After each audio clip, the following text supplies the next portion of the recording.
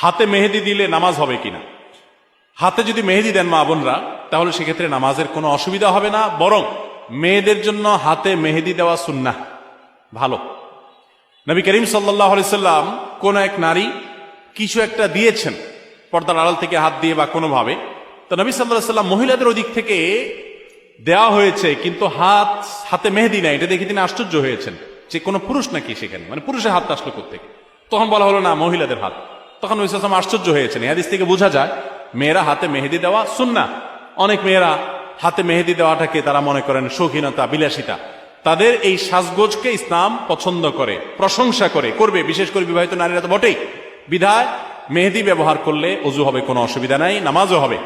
এমনকি আর্টিফিশিয়াল মেহেদি যেগুলো বাজারে পাওয়া যায়, টিউব মেহেদি বলা হয়, এগুলো দিলেও ওযু হবে। এগুলো দেওয়ার ফলে অনেকে মনে করেন ওযু হবে না, কারণ এগুলো দেওয়ার ফলে অনেক সময় এই মেহেদিগুলো খসে খসে পড়ে, চামড়া খসে পড়ার মতো। তো এটা আসলে চামড়া খসে পড়া না, এটা চামড়ার উপর আলাদা কোনো আবরণ বা স্তর সৃষ্টি করে না, বরং এক ধরনের কেমিক্যাল থাকে অ্যাসিডের মতো।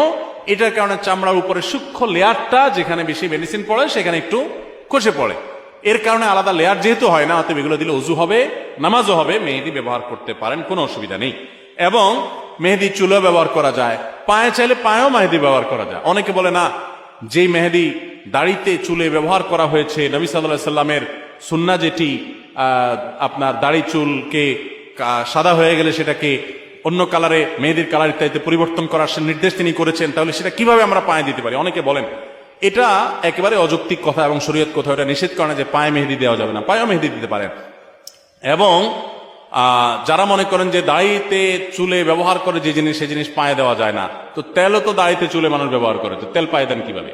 তো এটা যেরকম পারেন মেহেদিও একইভাবে দিতে পারবেন।